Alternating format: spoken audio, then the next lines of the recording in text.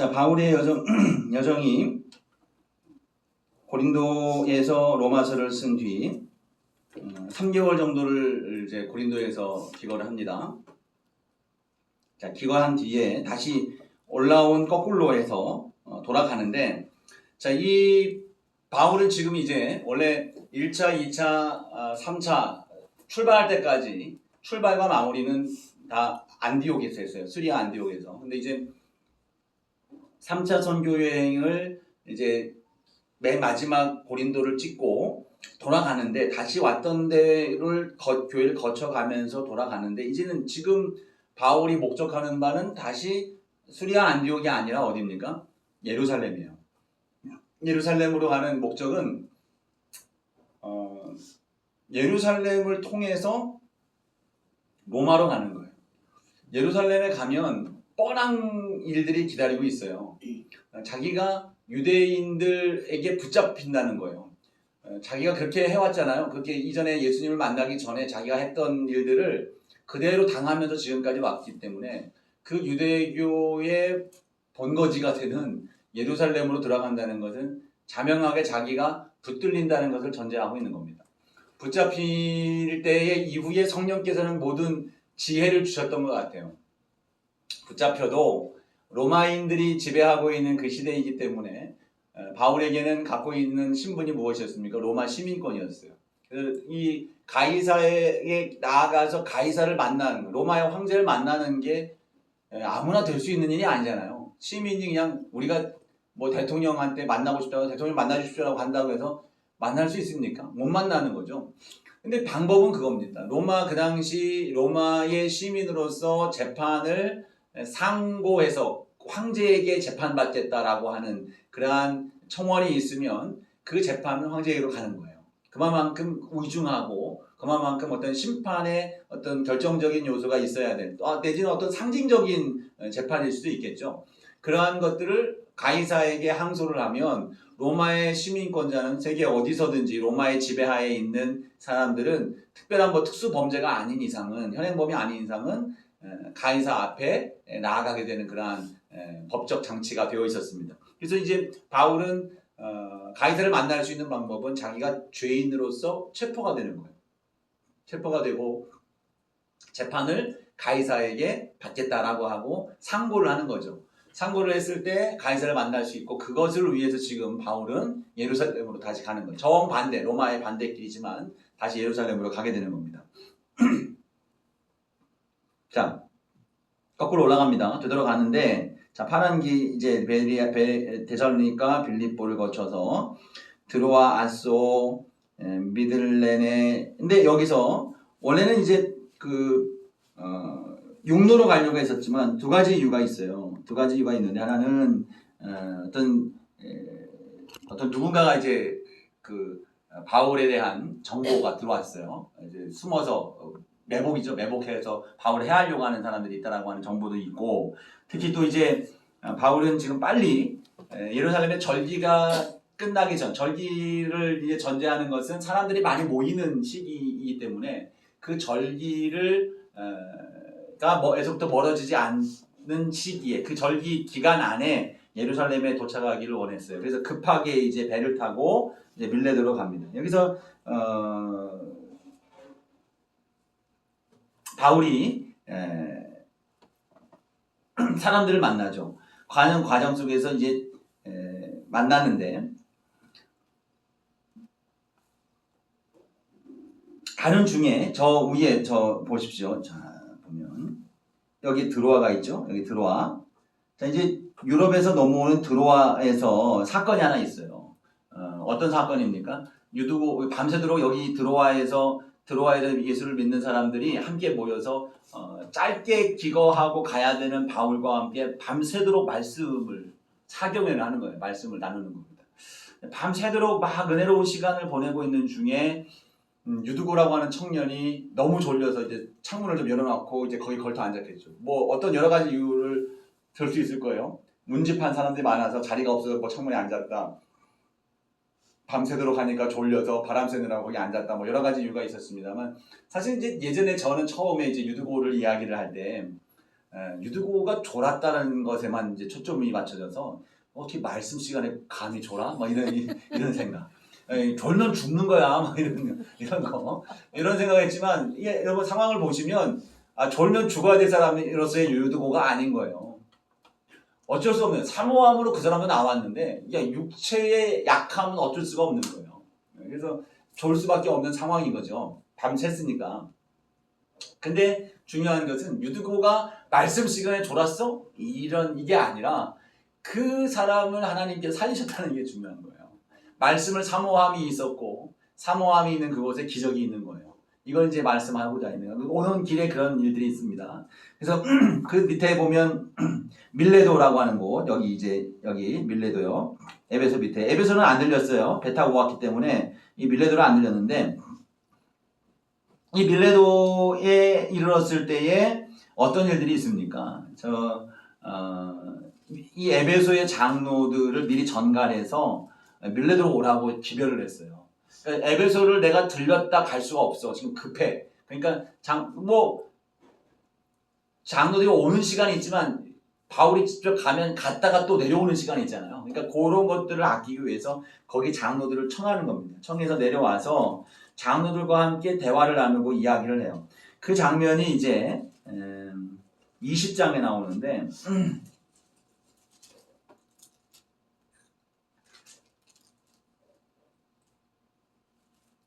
자, 20장에 보세요. 20장 17절 이하에 에베소 장로들과 이제 만남을 갖고 당부를 하는 겁니다. 무엇을 당부하냐면 20장 28절 말씀이죠. 여러분은 자기를 위하여 또는 온 양떼를 위하여 삼가라. 성령이 그들 가운데 여러분을 감독자로 삼고 하나님이 자기 피로 사신 교회를 보살피게 하셨느니라. 예. 자, 복음을 하나님의 뜻을 여러분들에게 다 전했으니 당신들은 여러분들이 성령의 인도하심을 따라서 또 여러분의 영을 위해서 온 양떼의 성도들을 위해서 스스로 삼가면서 정말 감독자로 교회를 잘 보살피시오라고 하는 것을 당부를 합니다.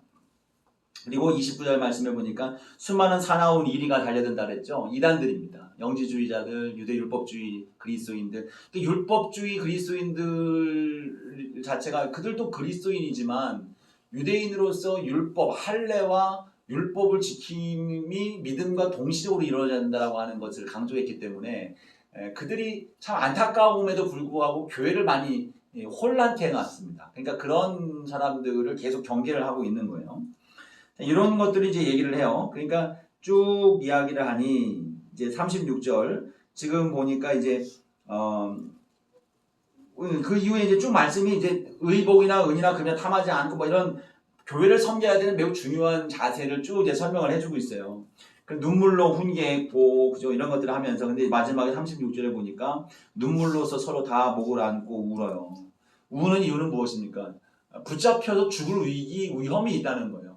바울이 생각하고 성령의 인도하심을 따라서 죄인의 몸으로 가이사 앞으로 로마 황제 앞으로 가는 과정이 될 거라고 예상을 하고 그렇게 가는 거지만 얼마든지 위험이 그 안에 죽음의 위험이 있단 말이죠. 예루살렘 자체에서 막 자기도 모르게 죽을 수 있는 계속해서 매복하는 사람들이 있단 말이에요. 죽이려고. 그런 상황 속에서 예루살렘에 들어가는 건 정 목숨을 걸고 하는 것이기 때문에 눈물로 헤어지게 됩니다. 그리고 21장에 보면 이어서 계속 이 이야기를 나눠요. 그 다음에 어디로 갑니까? 베니게를 건너가 배를 타고 가다가 구부를 바라보고 왼편 수리아로 향해서 가다 두로에 상륙했다. 자, 두로 쭉 이제 가면 어디로 가? 자, 보세요. 자, 이 두로죠. 자, 쭉 해서 거기서 헤어진 다음에 두로로 왔습니다. 두로로 왔는데 두로에서 이어지는 일들이 어떤 일들이 있습니까? 두로에서 제자들이 찾아왔어요. 제자들이 찾아와서 제자들이 성령의 감동을 따라 그들도 본 거예요. 성령이 깨닫게 하셨어요. 뭘 깨닫게 하느냐? 예루살렘에 들어가면 잡힌다는 거예요. 고난을 당한다. 고난을 당한다는 걸 보게 하셨어요. 그래서 제자들이 와서 이 바울을 막 만류를 하는 겁니다. 가지 마십시오 라고 했더니만 바울은 아니다. 가야 된다는 거예요. 간다. 그래서 5절 말씀에 보니까 바닷가에서 무릎 꿇고 기도하는 거 함께 서로 작별한 뒤에 배에 오르고 그들은 집으로 돌아갔다. 그래서 그 다음에 가는 데가 어디니? 바로 가이사라로 배 타고 가는 거죠. 가이사라로.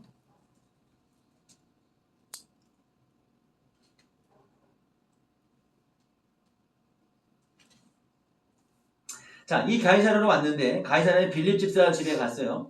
빌립 집사 집에 갔더니 이제 자녀들을 보게 되는데 아가보라고 하는 선지자가 왔습니다. 아가보라는 선지자가 와서 10절 11절 이어서 보니까 자기 이 바울의 띠를 자기 손목에 둘러 묶고서는 성령님이 예루살렘에서 너가 결박당해서 이방인에게 넘어갈 것이다 라고 하는 것을 보여줬다 하면서 예언을 하는 거예요. 이 과정 속에서 또 사람들이 만류를 하죠. 올라가지 말라 12절 말씀해 보니까. 그랬더니 바울이 뭐라고 얘기합니까? 어찌하여 울어 내 마음, 울면서 막 부탁하는 것 같아요. 가지 마십시오. 했더니만 바울이 어찌하여 내 마음을 상하게 하느냐, 나는 죽을 각오를 다 하고 있다 라고 하는 것을 이야기를 하죠. 좀 대단하지 않습니까? 근데 여기서 보세요. 이게 뭐 성령님의 감동을 따라서 제자들도 아가보라는 선지자도 바울에게 예루살렘을 가면 고난당하니까 가지 마십시오라고 얘기를 했는데, 그러면 바울이 지금 가려고 하는 것과 그 사람들이 본 환상과 계시가 충돌하는 것이냐? 어떻게 생각하세요? 아니죠. 충돌이 아닙니다.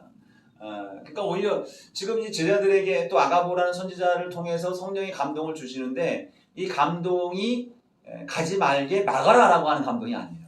가서 고난을 받겠다라고 하는 감동을 주시는 거죠. 근데 이 고난을 받는 거에 대한 단편적 그런 계시를 받고 가면 안 되니까 막 막는 거예요. 눈물을 흘리면서. 그러면 안 됩니다. 근데 이제 이후가 아니죠. 바울에게서는 어떤 생각이 들까요? 바울에게는 점점 그가 가야 될 길에 대해서 더 강하게 확신하게 되는 그러한 마음을 가졌을 거예요. 왜냐하면 20장 보세요. 20장 22, 23절 보니까 오직 성령이 각 성에서 내게 증언하여 결박과 환난이 나를 기다린다 하시나.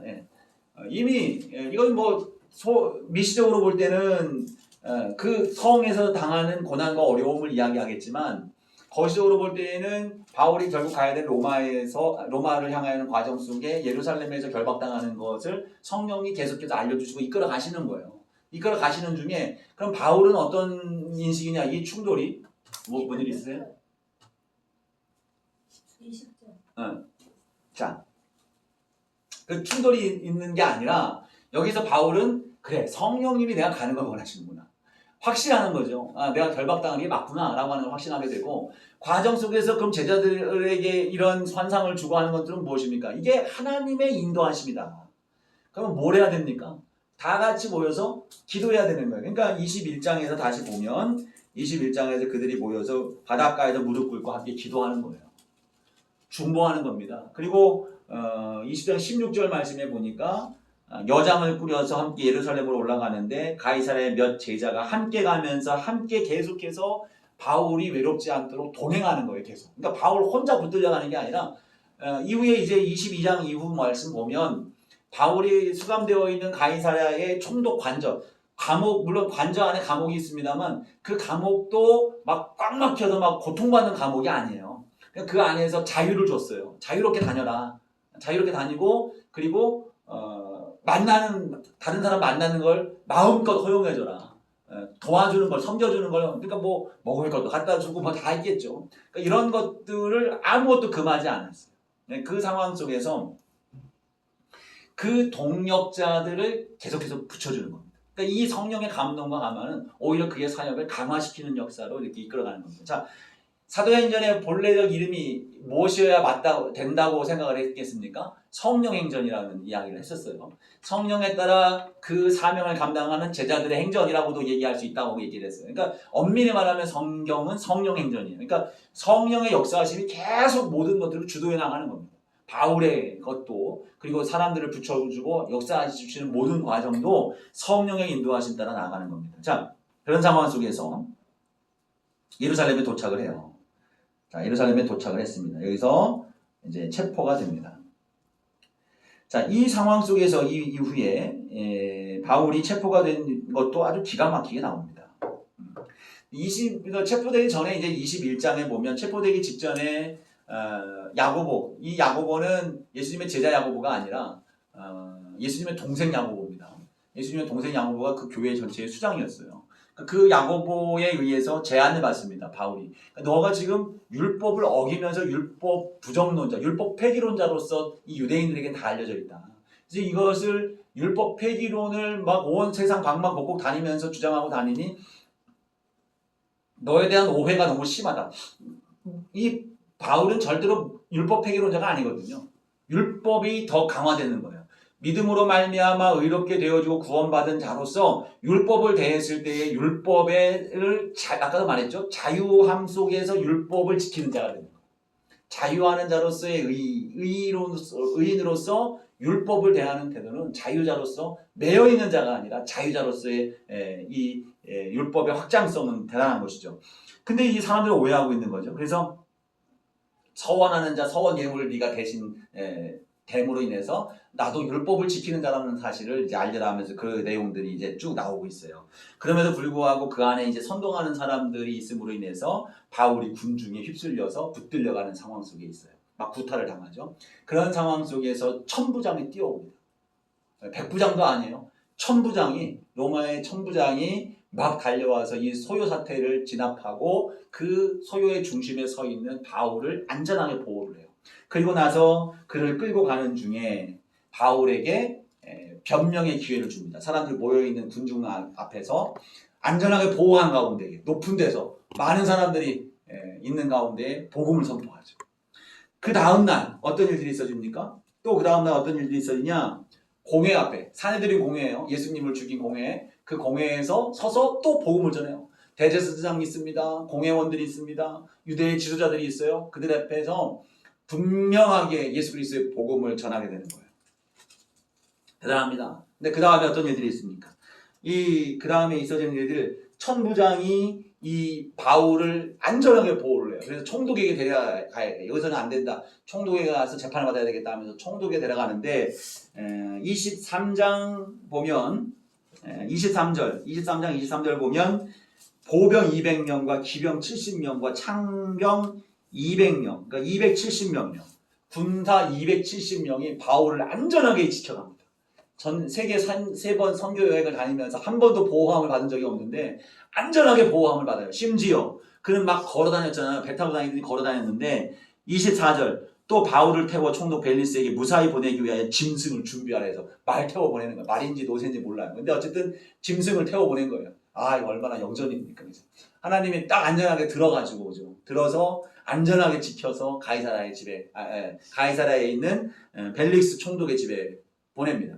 벨리스 총독에 보냈으니 또 놀라운 일들이 생깁니다. 어떤 일들이 생겨요? 벨리스 총독과 그 아내가 이 24장 24절에 보면 벨릭스와 여자, 그 아내 유대 여자 드루실라, 벨리스 총독 부부가 바울 앞에 나오는 거예요. 자, 그 앞에 23절 보니까 23절 보면 백부장의 명하에 바울을 지키되 자유를 주고 그의 친구들이 그를 돌봐주는 것을 그 말에 맞았대요. 자유롭잖아요. 자유롭게 지내고 있어요. 그러면서 벨리스 총독과 그 아내 드루실라가 와서 바울에게 감론을 들어요. 말씀을 듣는단 말이죠. 그리스도 예수 믿는 도를 듣거늘 25절 바울이 의와 절제와 장차 오는 심판을 강론하니 벨릭스가 두려워하여 대답하되 지금은 가라. 내가 틈이 있으면 너를 부르리라 하고 동시에 또 바울에게 돈을 받을까 바라는 거로 더 자주 불러 얘기를 했어요. 마음에 사심이 있었는데 사심이 있었던 건 부정할 수 없지만 그러나 계속해서 바울을 불러서 그 강론을 듣는 거예요. 언제 얼마 동안요? 2년 동안. 27절에 이태 2년이죠. 2년 동안.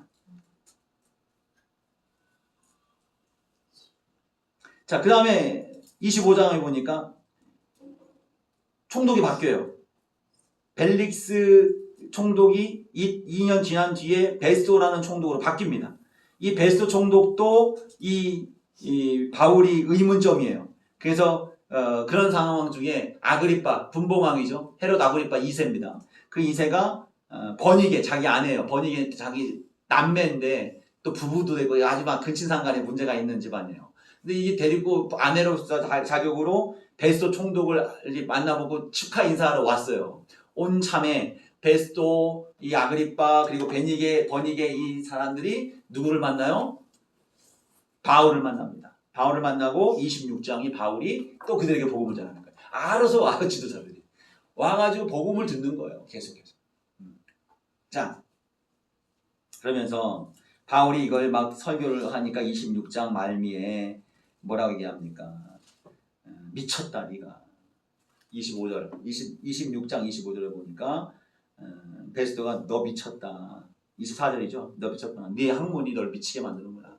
죽었던 자가 살아났다. 이게 사실은 그렇습니다. 이 베스도는 그 사람도 신을 믿었던 사람이었을 거예요. 로마 신화를 믿었겠죠. 신을 믿었겠죠.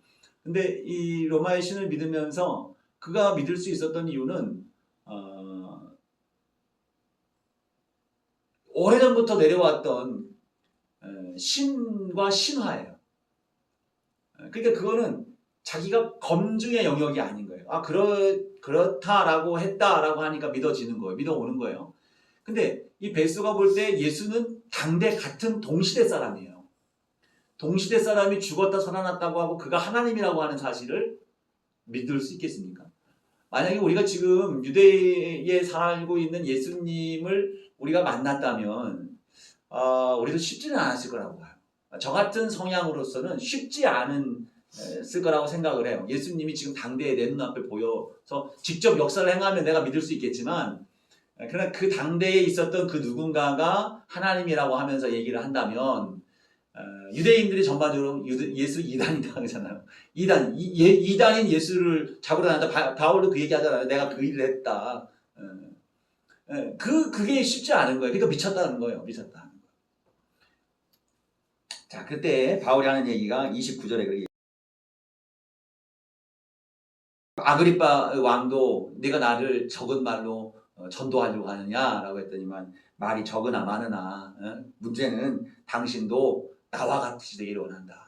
예수님 만나서 구원받기 원한다라고 하는 말로 복음 전도를 이제 마무리를 하는 겁니다. 그러면서 이제 그 이후에 바울이 이제 이런 그 지역, 수리아 그리고 이제 유대 지역에 있는 모든 지도자들의 이 찾아와서 복음을 듣는 이 기적과 같은 놀라운 역사를 잘 감당을 하고 그리고 나서 로마로 압송이 됩니다. 자, 로마로 압송되는 여정은 그렇습니다.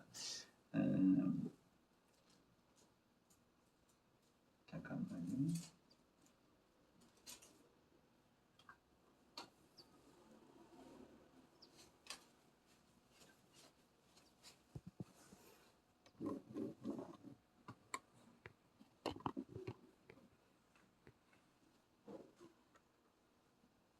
자, 가이사라에서 갇혀 있다가 그 위에 시돈이라는 곳으로 올라갑니다. 그래서 배를 타고 무라라는 곳을 통해서 이 니도 여러분 이걸 굳이 말로 하지 않고 보여주는 것은 여러분들 이 복음을 통해서 머릿속에 좀 대략 기억을 하고 있으면 계속 반복적으로 얘기합니다만 좀 더 사도행전에 대한 이해와 신약 시대에 대한 이해에 대한 부분들이 좀 더 구체화될 수 있습니다.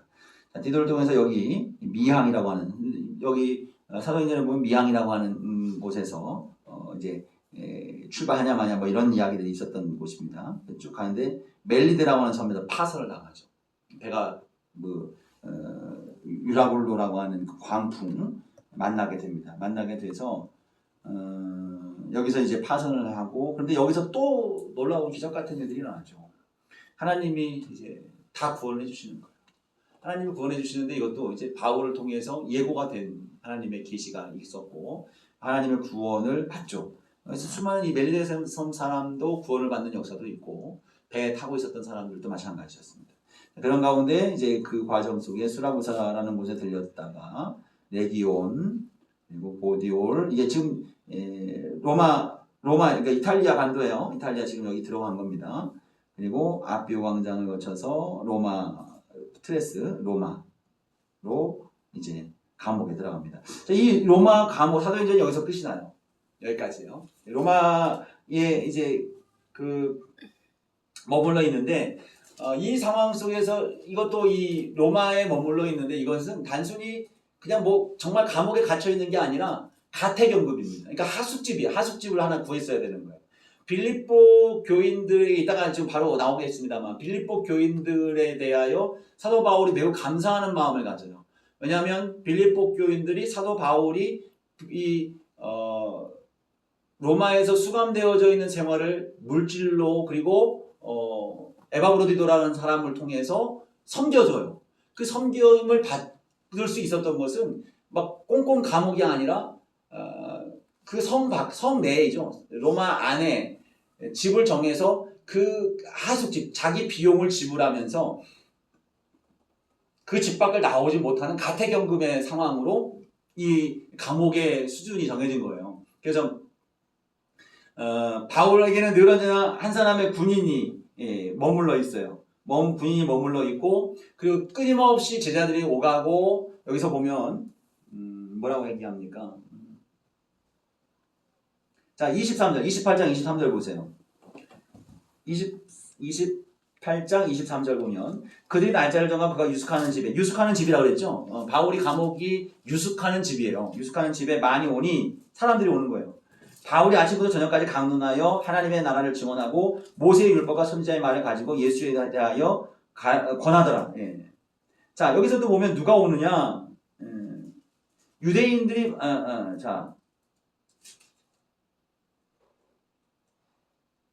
다시 16절로 올라가세요. 16절로 올라가면 우리가 로마에 들어가니 바울에게는 자기를 지키는 한 군인과 함께 따로 있게 허락하더라. 군인 한 명과 함께 하숙집에 가서 거기서 기다리는 거예요. 자 17절 바울이 유대인 중 높은 사람들을 청하여 그들이 모인 후에 이르되 여러분 내가 이스라엘 백성이나 우리 조상의 관습을 배척한 일이 없는데 로마인 손에 유대인의 높은 사람들 그 로마에 기거하고 있는 사람들을 찾아와서 불러서 전도를 하는 겁니다. 자 이런 상황에서 쭉 그들이 또 나오는데 그 유대인의 높은 사람들이 날짜를 정하고 바울이 있는 대로 나와서 계속해서 강론의 말씀을 듣는 거예요. 하나님 나라를 증언하고 모세의 율법과 선지자 말을 가지고 예수를 증언하는 거예요. 자, 이사야의 말씀이든 시편 말씀이든 여러 말씀 속에서 창세기, 그죠? 창세기 아브라함에 대한 이야기든 그 바울이 계속해서 로마서라든가 갈라디아서라든가 율법에 대한 이야기를 계속했잖아요. 그 내용들을 가지고 예수 그리스도가 구원이고 의가 되어지는 이유에 대해서 이걸 계속해서 강론을 했다는 겁니다.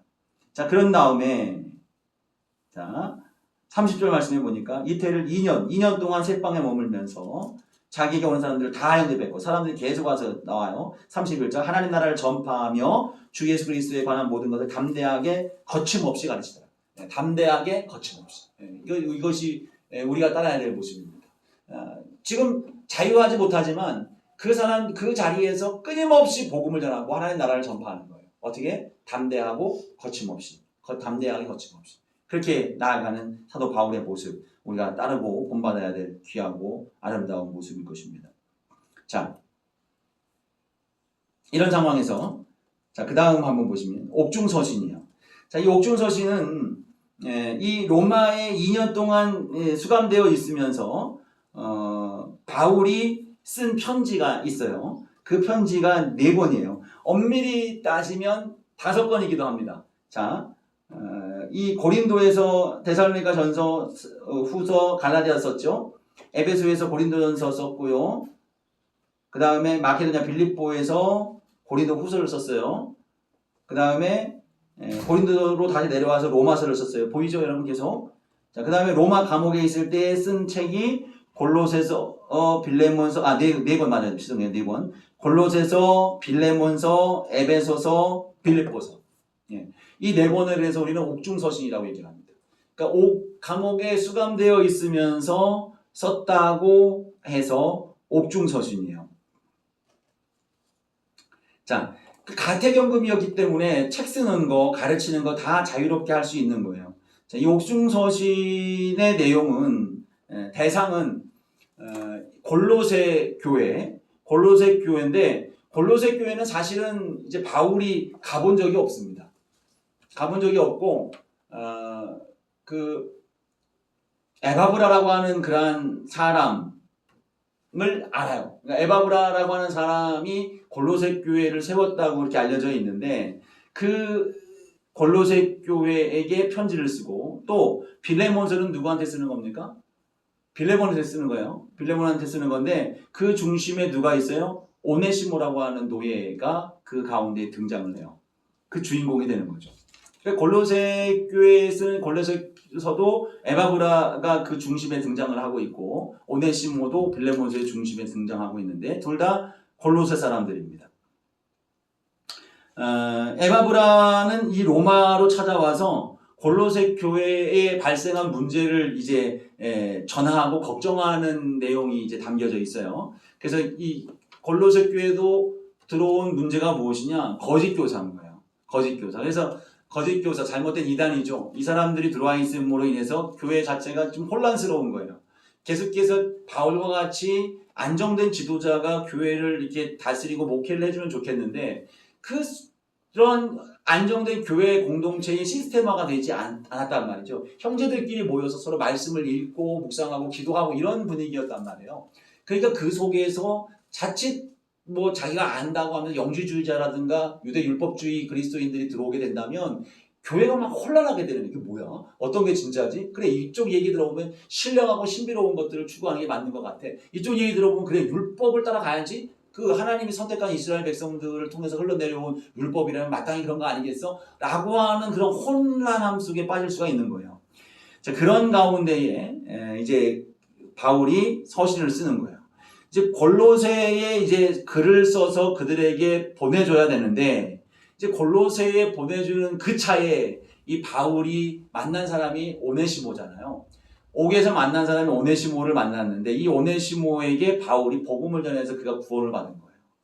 구원을 받았는데 이 오네시모에 대한 표현이 정말 대단합니다. 이따가 뭐 그 얘기하면서 다시 얘기를 하겠습니다만 그래서 이 오네시모가 근데 알고 보니까 도망친 종이에요. 골로새 지역에 자기 주인 빌레몬이라고 하는 사람으로부터 도망친 종인데 이 빌레몬을 바울하고 아주 잘 아는 사람이었던 것 같아요. 그 전제가.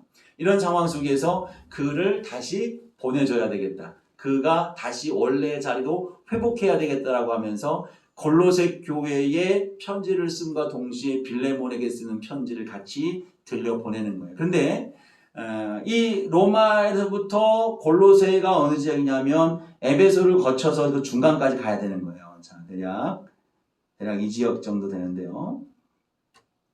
이런 가운데 에베소에 가는 과정 속에 에베소를 거쳐가잖아요.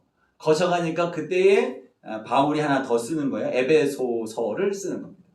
세 번째 서신이죠. 에베소서를 쓰는 거예요. 근데 이제 에베소서를 쓰는 과정 속에 쓰고 그에게 보내는데 이 에바브로디도를 통해서 이제 섬김을 받았던 이 바울이 에바브로디도가 또 죽을 병에 걸렸다가 살아나는 그러한 상황 속에서 에바브로디도를 다시 돌려보내야 되는 그러한 상황 속에 있어요. 그런 가운데에 그 편에 빌립보 교회에 쓰는 감사의 편지, 중심은 감사, 다른 내용도 담겨 있습니다만 감사의 편지, 기뻐하라 하면서 자신의 처신 속에서 기뻐할 수 있어야 되는 우리의 그리스도인의 모습을 이제 전하고 있는 서신을 보내게 됩니다. 자, 그런 상황에서 이런 상황에서 자, 골로새서를 한번 보겠습니다. 골로새서를 보면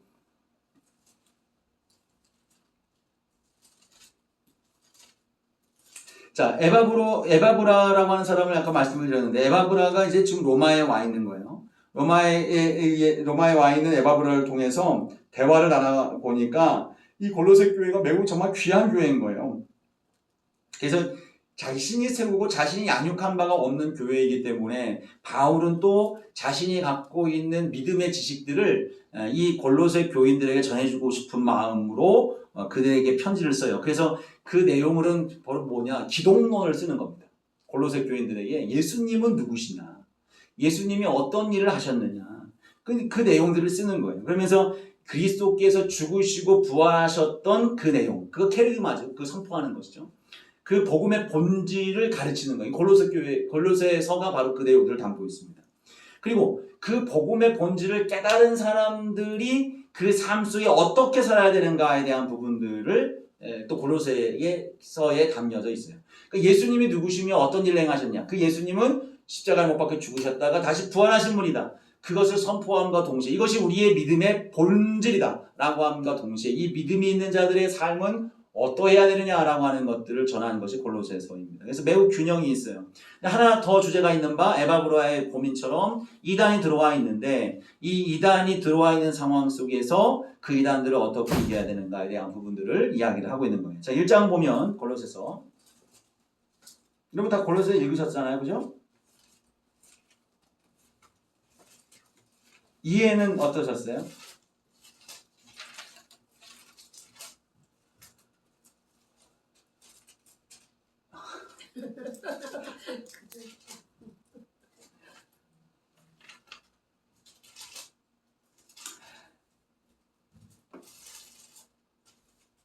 자, 골로새 교회를 이제 생각하면서 맨 처음 여는 글은 너희들을 위해서 기도한다라고 인사를 하면서 기도한다는 내용들로 담겨져 있어요. 기도하면서 예수 그리스도가 어떤 분이냐, 예수 그리스도가 어떤 분인지를 이제 선포를 합니다. 그 9절 이하에 쭉 이제 교회의 머리시고 하나님의 형상이시고 피조물보다 먼저 나신 이유 이제 만물의 창조에 대해 하늘과 땅에 보이지 않는 것들을 쭉 하면서 이제 쭉 말씀하신 또 18절 보니까 교회의 머리이시고 근본이시고 그죠? 예수님이 어떤 분인지에 대해 쭉 열거를 하는 거예요. 예수님이 어떤 분이다. 그리고 이어서 이제 2장에 넘어오면서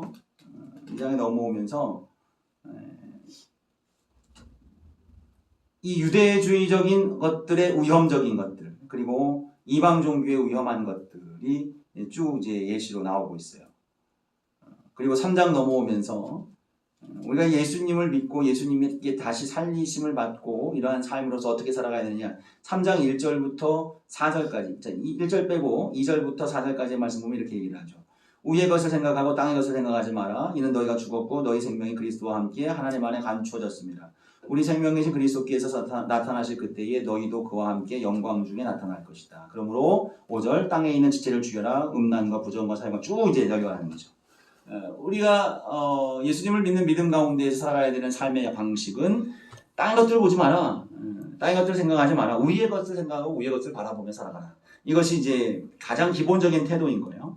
그 삶을 살 때에 자 3장 1절 말씀 좀 전에 안 읽었습니다만 예수께서 그 우편 하나님 우편에 앉아 계심으로 인해서 위의 것을 찾을 그때에 주님께서 우리의 중보자가 되심에 대한 것들을 이제 언급하는 겁니다. 그러면서 우리는 위의 것을 찾아야 되는 삶을 살아갈 것이다. 자 3장 18절 이하의 말씀을 보면 그러면서 이제 실제적으로 우리의 삶 속에 주님께 하듯 하는 그러한 삶을 살되 부부의 관계에서 부자의 관계에서 주종 관계에서 노예에 대한 부분들 종에 대한 부분들도 어떻게 종으로서 살아가야 되는지 또 주인은 어떤 태도로 살아가야 되는지에 대한 부분들을 설명해주고 가르쳐주고 있습니다. 귀한 골로새 교회 그가 세운 교회는 아니지만 귀한 모습들을 칭찬하면서 그들을 위해서 기도하는 장면들을 계속 기도한다 너희들 기도한다 이런 여러 표현들을 쓰고 있어요.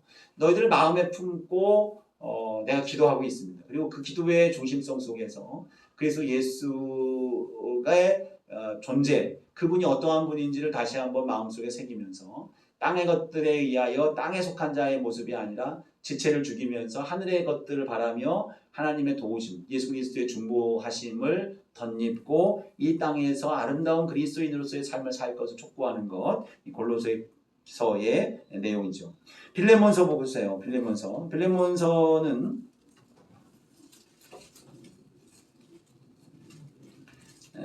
어디에 있을까요? 히브리서 앞에 있죠. 자, 빌레몬서는 우리가 잘 알고 있죠. 빌레몬에 대해서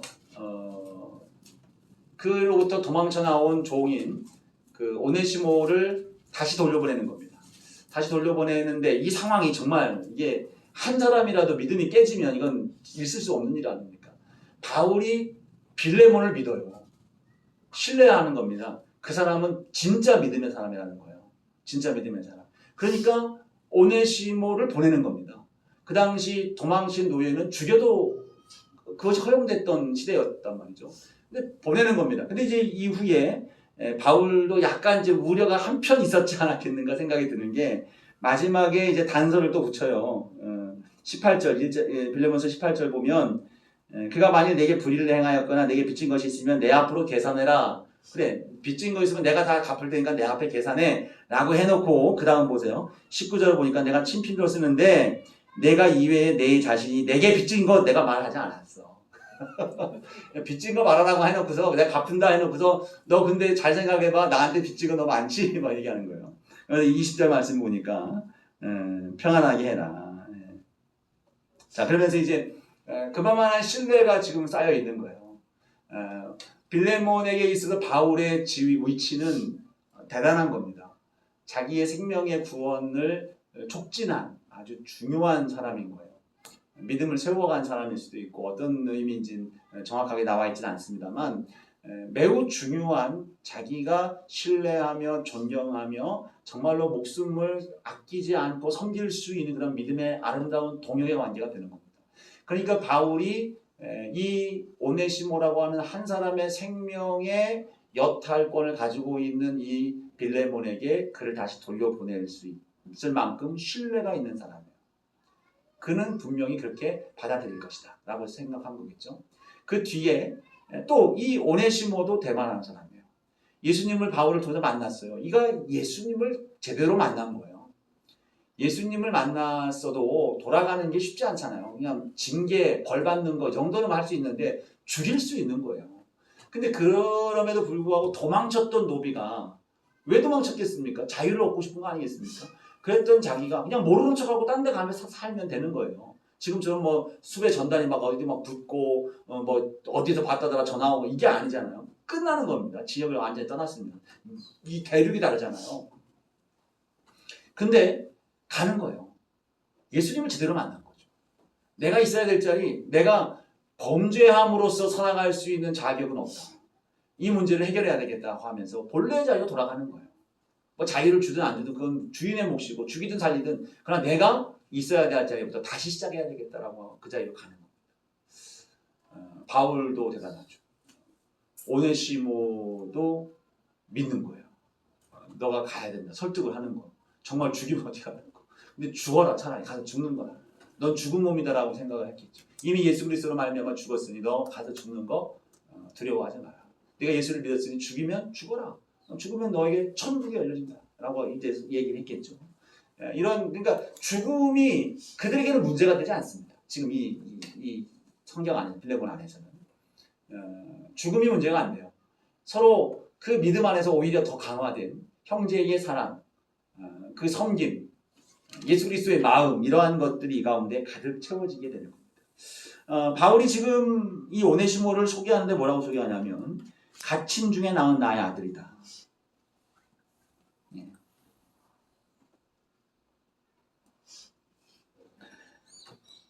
12절 말씀해 보니까 그를 돌려보내니 그는 내 신복이다. 또 뭐라고 합니까? 나를 섬기게 하고 싶었지만 너의 종이었기 때문에 다시 돌려보내니. 그죠? 이 사람은 또 어떤 사람이에요? 나의 사랑받는 형제다. 16절에 종 이상이다. 종처럼 대하지 말고 사랑받는 형제로 두어라.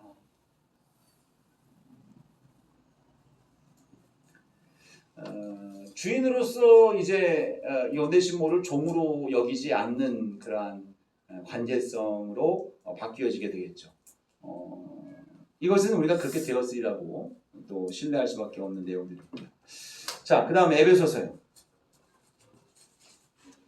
지금 에베소를 지금 골로새 교회와 빌레몬 골로새 교회를 향한 편지를 전하는 그 서신편을 통해서 에베소를 향한 교회의 서신도 같이 보내고 있습니다. 에베소는 골로새서와 매우 닮았어요. 왜 그럴까요? 비슷한 시기에 쓴 거예요. 비슷한 시기에 사실 교회에 보내는 내용으로서 그 교회에 필요한 내용들을 담는 것이 달라질 뿐 그 외에 교회를 권면하고 교회를 바르게 세우는 데 있어서 복음의 본질과 내용은 크게 다르지 않습니다.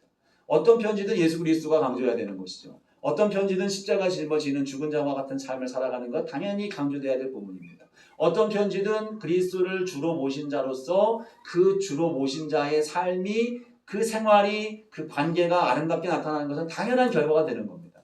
그러니까 우리가 아까 얘기했던 것처럼 율법을 우리가 지키려고 들어가는 게 아니라 우리가 예수님을 믿으면 율법이 지켜지는 거예요. 우리의 삶에 도덕적이어야 되는 거예요. 도덕적이어야 되도록 힘쓰는 게 아니라 도덕성이 이제 우리의 지각을 일깨우는 거예요. 도덕성을 일깨우는 겁니다. 도덕적이 되어져 가는 거죠. 이거 자연스러운 우리에 나타나는 현상인 겁니다. 만약에 그 변화가 없다. 그럼 고린도후서에서 나오는 것처럼 그러면 우리의 믿음이 잘못된 거예요. 지금. 아니면 정말로 내 관심이 위의 것을 향하는 것이 아니라 땅의 것들만 바라보고 있는 삶이다. 그건 위태롭죠. 고린도후서에서는 그럼 버림받는다고 했습니다. 버림받을 수 있다. 버림받게 된다는 거예요. 그러니까 우리는 이 위태로 지금 내가 봐도 위태로운 나의 믿음이라면 주님 앞에 섰을 때 이 위태로움이 어느 정도의 위태로움으로 결정이 되느냐.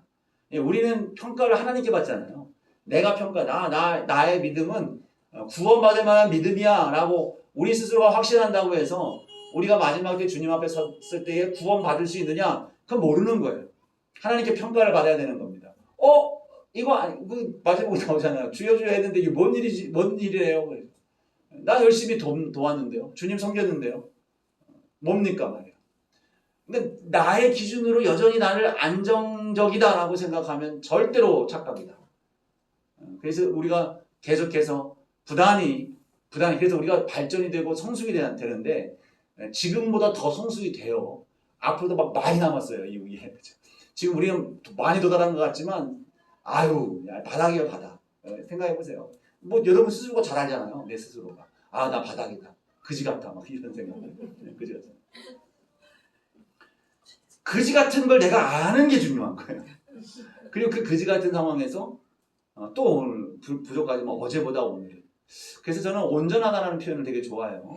온전하다. 그래서 완전과 온전은 뭐 영어로 퍼펙트라는 표현을 다 똑같이 써요. 성경에 나와 있는데 우리의 온전함의 어감은 달라요. 그러니까 이 성경에서도 온전함이라고 번역한 것과 완전이라는 번역하고 좀 달라요. 근데 사람에게 쓸 때는 온전이라는 표현을 써요. 완전한 믿음으로 서라, 완전히 서라라고 하는 말들은 표현하지 않아요. 다만 하나님께서 우리에게 거룩하라, 내 앞에서 완전하라라고 하는 표현을 쓰면 그때는 온전이라는 표현을 쓰지 않아요.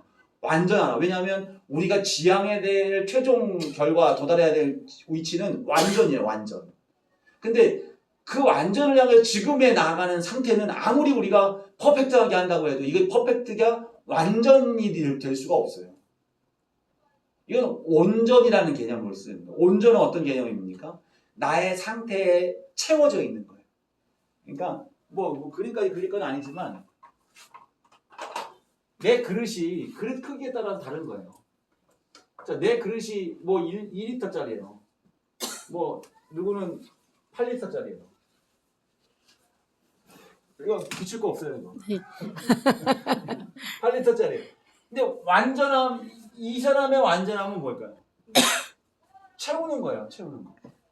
완전히 꽉 채우는 거죠? 꽉 채우는 게 완전이죠. 근데 하나님의 기준에서 이게 완전이에요? 이게 완전이냐 말이죠. 한없이 함량 미달인 거예요. 근데 그러면 이게 완전이라는 표현을 쓸 수 있느냐? 이게 아니죠. 이게 우리는 온전이라는 표현을 써요. 온전. 근데 성경 곳곳에 보면 이 완전이라고 하는 개념을 우리 표현 번역할 때 사람에 적용해서 쓸 때는 온전이라는 개념을 썼고 완전이라는 개념은 하나님이 우리에게 요구하시는 부분을 쓸 때는 이제 완전함을 우리의 최종적 목표 도달해야 되는 부분에 있어서는 완전이라는 표현을 썼는데 온전은 결국 뭐냐면 나의 지금 수준에 맞도록 채우는 거예요. 나의 수준에 맞게. 그러면 이 수준에 맞게 채워지면 그 다음 단계는 뭐냐? 그 다음 단계 내 그릇이 넓어지는 거예요. 그럼 처음에는 짤짤짤짤 하겠죠. 이거 다 부어보면 이거밖에 안 되겠죠. 처음에는 이렇게 단계할 거예요. 이만한 그릇으로 내가 성장했는데 지금의 내 수준은 이 정도예요. 근데 이 온전함을 나아가는 것은 이걸 채워가는 거잖아요. 조금씩. 딱 채워지면 이게 온전함이에요. 그러면 또 하나 그릇이 다시 준비됐겠죠? 부어요. 또. 이런 식으로. 그래서 온전함. 우리의 온전함 속에 나아가는 그러한 과정 속에서 그죠? 그것을 지금 사도 바울은 우리에게 요구하고 있는 거예요. 하나님 앞에 우리가. 그래서 우리가 지금 구원받는 믿음의 상태로 나아가는 것은 확신할 수 없지만 중요한 것은 하나님은 지금 나의 상태에서의 온전함을 향하여 나아가는 그 여정, 진보의 진행, ing형, 지금 현재 진행형이라고 하면 우리는 소망이 있다. 우리는 소망이 있다. 만약에 우리가 지금 예수님이 오셨어요. 예수님이 오셨으면 지금 막 예수님을 믿고 나는 죄인이에요. 예수님을 믿고 구원 받는 줄 내가 믿습니다. 십자가의 은혜가 이렇게 감격적인 거군요. 라고 한 사람, 여기 있는 저와 여러분, 예수님이 딱 오셨어요. 누가 구원받을 수 있는 확률이 높을까요?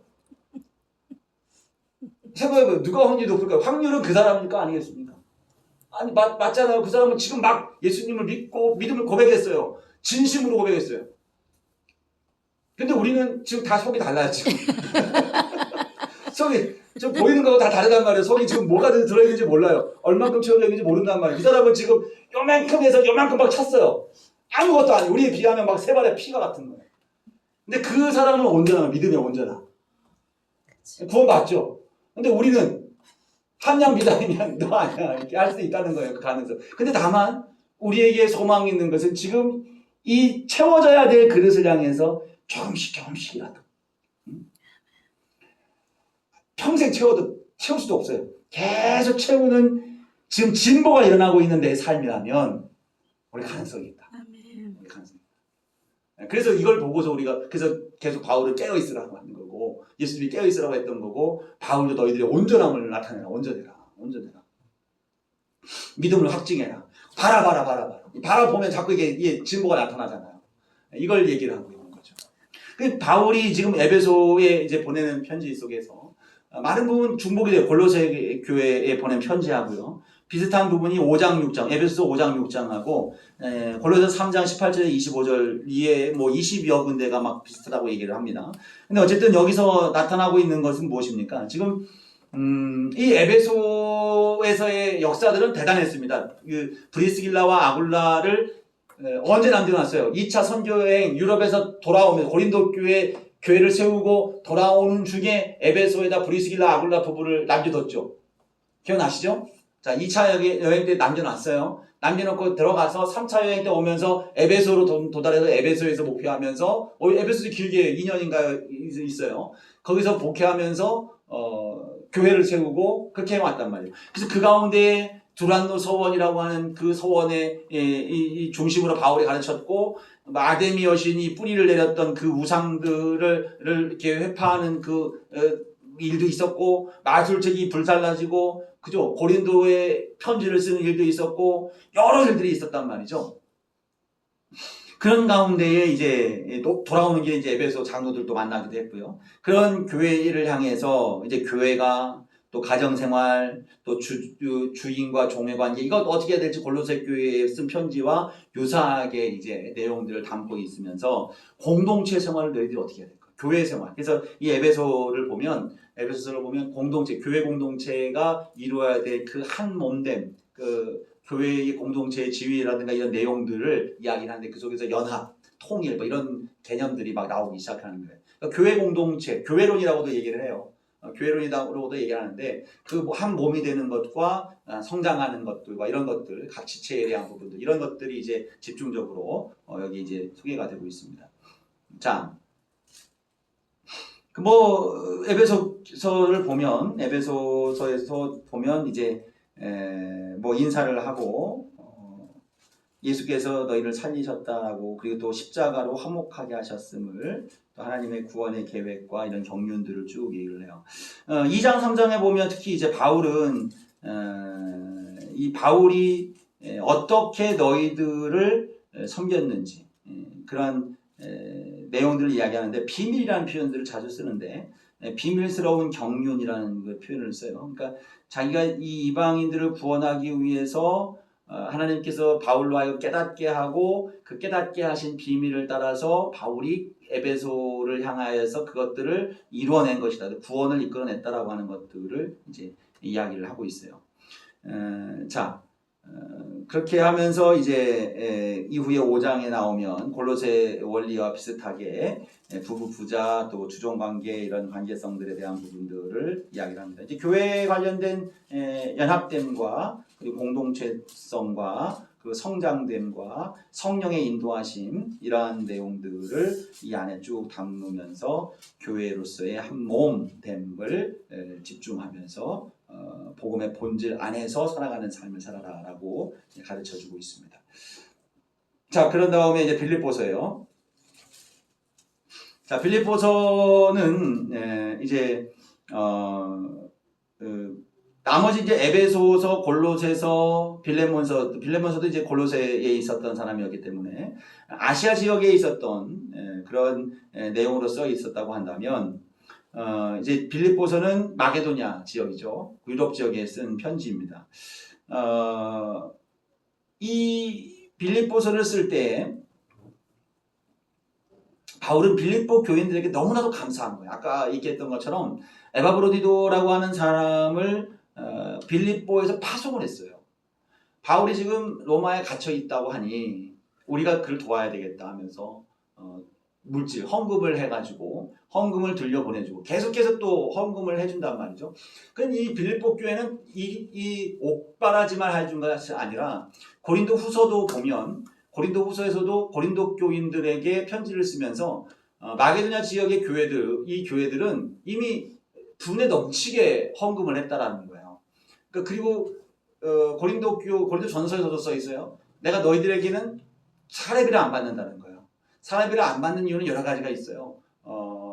이 복음을 위해서 너희들을 채워가는 데 있어서 혹여 교회에서 물질로 나를 돕는 것에 대해서 불편하게 생각하는 사람들 내용을 말하자면 그렇습니다. 그런 것들을 미연에 방지하기 위한 내가 이것을 괜히 받아가서 너희들에게 뭐 할 말 못할 말 못하고 매여 있는 관계성이 되면 안 된다라고 하는 그런 의미도 그 속에서 밝히고 있는데 여러 가지 이유로 안 하지만 다만 그가 누구한테 받아요? 빌립보 마게도냐 교회들로부터 공개를 받는 거예요. 바울이 전했던 이 두아디아 이 사람이었던 누구 있어요? 빌립보 교회의 첫 교인이 누구였습니까?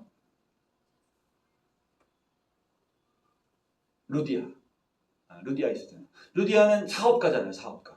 옷감장 사업가. 그것도 고급 옷감장서예요. 말 한마디면 뭐 1,000원짜리가 막 10,000원짜리가 되어버리는 그런, 그죠? 좋은 어떤, 뭐, 두아디라의 그 옷감도 좋기도 하겠습니다만, 염료가 발달되어 있으니까요. 근데 그 장사, 사업을 하는 사람이 수출, 수입, 이 사업이, 그 사업이 큰 거예요. 보따리 장사가 아닌 거예요. 그런 사람이었기 때문에 물질적 좀 풍요로움이 있었던 것 같아요. 그래서 그거를 공개하는 겁니다. 도와주는 거예요. 그런 가운데 이제 바울은 이 에바브로디도로 인해서 감사의 인사를 전하는 거예요. 2장에서 말이죠. 그러면서 이제 자기의 상태를 이제 전달합니다. 자기 전달하면서 3장에서 보면 이제 기뻐하고 기뻐하라 뭐 이런 표현들을 쓰고 4장에서도 보면 기뻐하고 평강이 임하길 원한다 뭐 이런 내용들 감사, 기쁨, 평안 감옥에 있는 사람으로서는 쓸 수 없는 그런 가치들이지만 바울은 그것들을 오히려 빌립보 교인들을 향해서 쓰고 있는 거예요. 그 중심에는 무엇이 있냐면 이 두 가지 이 빌립보 교인들에게 쓴 편지의 중심에 흐르는 사상, 그 의미는 두 가지예요. 섬김에 대한 감사고 또 하나는 그 교회 안에 처음 그 성도가 여자로 출발을 했잖아요. 그래서 그 교회는 여자가 조금 파워가 있었던 교회였던 걸로 보여요. 그래서 4장에 보면 두 여인이 나오는데 유오디아하고 순두계라는 여인이 나와요. 근데 이 두 여인이 뭐 싸웠다라고 직접적으로 얘기는 하지 않지만 갈등이 있었던 것 같은 표현이 나오는 겁니다. 거기서 자, 2절 말씀이죠. 내가 유오디아를 권하고 순두계를 권하니 주 안에서 같은 마음을 품으라. 자, 같은 마음을 품으라 그러죠. 그리고 또 이어서 하는 말이 3절 말씀 보면 또 참으로 나와 멍에를 같이 한 내게 구하노니 복음에 나와 함께 힘쓰던 저 여인들을 돕고 또한 글레멘드와 그 외에 나의 동역자들을 도우라. 자, 이 말은 뭐냐? 이들은 다 생명체계에 있다. 이들의 갈등은 자기 이권을 위한 갈등은 아니었다는 거예요. 다만 자, 이 빌립보 지도자에게 이 편지를 쓰면서 하는 얘기가 뭡니까? 나와 멍에를 같이 한 내게 구하노니 복음에 나와 함께 힘쓰던 저 여인들 요디아와 순두계 나와 함께 힘쓰는 여인들이에요. 저 사람들을 도와라. 도우라는 건 뭡니까? 결국 그 사람들의 갈등은 뭘로부터 말미암았다?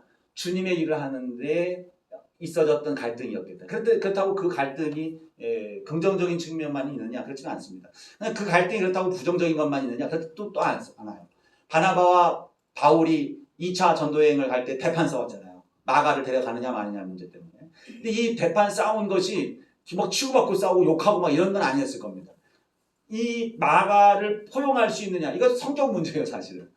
성향 문제. 바나바는 늘 모든 걸 품어 안고 기회를 주는 사람이에요. 그래서 바울도 안았잖아요. 두려워하는 바울도 안았습니다, 바나바가. 그래서 마가, 자기 조카 마가도 실수는 있었지만 그동안에 성장을 했다. 또 가고자 하는 마음의 의지가 그 사람을 또다시 돌이켜서 도망가게 하겠느냐. 기회를 한번 줍시다. 같이 갑시다 했는데 바울은 준비되지 않은 자는 내게 검증받지 못한 자는 절대 같이 할 수 없다. 그러니까 그때 이제 바울이 마가가 떨어져 나감으로 말미암아 첫 번째 선교여행 때죠. 떨어져 나감으로 인해서 곤경에 많이 어려웠었나 보죠. 같이 팀이 빠져나갔으니까. 죽어도 안 된다. 그래서 싸웠어요. 싸워서 바나바는 마가와 함께 그리고 바울은 실라와 함께 2차 선교 여행에 갈라지잖아요. 결국 결과는 무엇입니까? 더 좋아지는 거예요. 더 넓게 확산이 되는 겁니다. 이게 또 주 안에서 갈등이 상처나 찢어짐이 아니라 그것이 오히려 더 교회를 견고하게 하는 과정이라면 더불어 필요에 따라 있을 수도 있다. 그러니까 이거는 근데 사실 다툼이라고 하지 토론이죠. 토론. 강한 토론. 그래서 의견이 막 갈려서 합의 일점을 찾지 못하는 상황이라고 볼 수 있어요.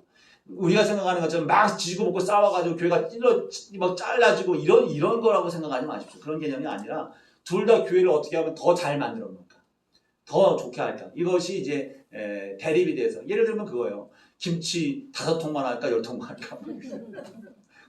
젓갈을 넣어야 되냐 이런 건 아니겠지 사실, 그죠? 복음을 전하러 가는데 가서 뭐 매일마다 가냐, 뭐 하루 걸러서 가냐, 뭐 이런 약간의 하루 걸러서 가자고 하는 사람들 매일 가면 아이들이 식상 내서 우리를 뭐 선한 마음으로 말이죠. 좋은 의견을 개진하면서 좋게 하려고 하는 그런 노력들이 이제 너희들이 도와라. 근데 중요한 건 뭐냐면 여기서 이제 4절에서 나온 4장이 2절에 보면 순두개를 권하노니 주 안에서 같은 마음을 가져라. 마음을 주님의 마음으로 같이 해라라고 하는 것을 하죠. 그러면서 여기 2장을 보세요. 2장에 아주 예수님에 대한 소개에 대한 것들이 강하게 나오죠. 예수님의 마음을 이야기하면서 예수님이 어떤 분이냐, 그러면서 이제 우리의 삶이 어떻게 나가야 될지에 대한 실천적 내용들을 쭉 말씀을 하고 있어요. 예수님의 마음을 품은 자가 어떻게 해야 되느냐, 1절부터 4절까지 쭉 보면요. 그러니까 결국 이 빌립보서를 쓰는 이유도 감사와의 인사, 자기 근황을 전하는 내용, 또 평안을 축복해주고 주 안에서 화평하고 평안하기를 권하면서 지금 혹시 그 교회 안에서 더 열심을 내고자 하다가 갈등되는 것들이 오히려 그 교회의 상처로 남지 않을까라는 우려 속에서 예수 그리스도의 마음이 어떤 마음인지를 가르쳐주고 그 예수님을 따라 나아가는 아름다운 교회가 되기를 촉구하는 것이 빌립보 교회에 쓴 편지의 내용이 되겠다라고 볼 수가 있는 것이죠. 자, 그 다음에 바쁘죠? 자, 목회서신인데, 자, 목회서신은 다음 주에 하겠습니다. 다음 주가 아니에요. 다음 시간에 하겠습니다. 좋죠? 원치 않으시면 뭐 다시 해도 됩니다. 10분 남았는데, 자, 그러나 요거 하나만 더. 요거는 중요한 거예요.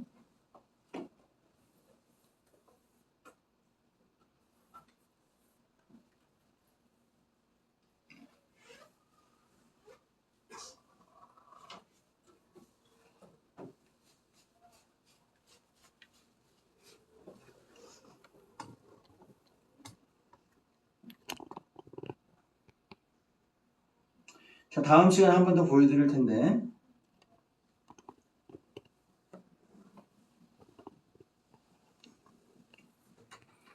여기 신약 전체를 요약하는 연대표와 같은 거라고 생각하시면 됩니다.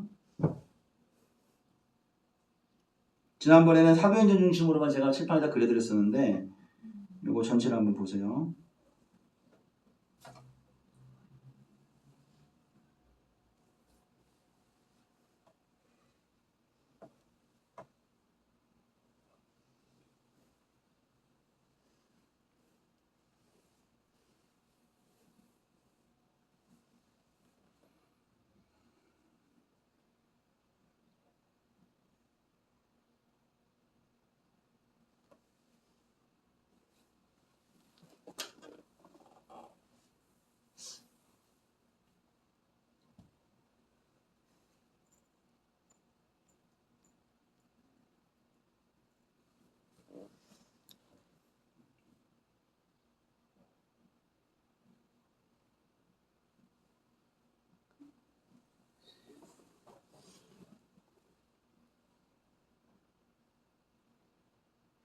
에이, 또 이런.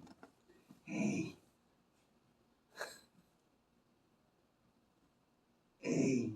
어떻게 하지? 나왔어요. 이거 또 플레이 크게 하면 또 저길 텐데, 가서 봐. 이거 한 번 더 눌렀더니 예, 요거입니다. 요거 다시 한번 막 누를까요? 자, 요거 제가 그러면 그 캡처한 사진 하나 보내드리겠습니다. 저희 교수님 거기 교수님 저기다 보내주세요. 수 있으세요? 네? 저희 카톡 교수님 들어와 계시는데. 카톡에? 예, 아니 밴드나 어디다. 네, 그래요. 요거 사진 캡처해서 네네. 제가 보내드리도록 네. 하겠습니다. 올리겠습니다. 요거를 여러분들이 보시면 좋습니다. 그러니까 예수님의 시간 그리고 사도행전 역사 기간 연도도 맨 위에 쓰 있고 베드로 사역과 바울 사역 그리고 1차, 2차, 3차, 4차 선교 여행과 감옥 투어 2차 감옥 투어는 질이 다릅니다. 4차 이제 목회서신은 이제 4차 선교 여행과 사도행전에 나오는 건 없습니다. 성경 자체에 나오는 직접적 증거는 없고 목회서신에 보면 바울이 4번째 선교 여행을 돌았구나. 서바나 로마를 통해서 서바나로 간다고 했잖아요. 그래서 스페인 선교를 했겠구나 라고 하는 추측을 가능하게 하는 단서가 뭐 한두 단어라든가 이렇게 나와 있어요. 그렇게 하고 마지막에 디모데후서가 바울이 쓴 마지막 최종 이제 서신이 되는데 2차 감옥에 투옥됐을 때는 첫 번째 감옥하고는 질이 다릅니다. 그때는 이제 네로에 의해서 전면적인 로마 안에 있는 그리스도인들이 핍박을 받는 시대였기 때문에 바울도 아주 음습하고 좁은 그 죽음 직전에 있는 그런 감옥에 갇혀 있다가 죽게 되는 그런 상황 속에서 이렇게 이제 옥중서신, 이제 디모데후서는 옥중서신으로 들어서 아까 제가 5개라고 얘기했었잖아요. 4개 로마 1차 감옥에서는 썼던 4개였지만 결국 이제 최종적으로 따지면 디모데후서는 목회서신이면서도 옥중서신이라고 볼 수가 있는 거예요. 그래서 이렇게 편지를 쓴 것이 마지막에 되는 겁니다. 요 내용들이에요. 그리고 사도 요한 중심의 역사 기간 이거 말고 공동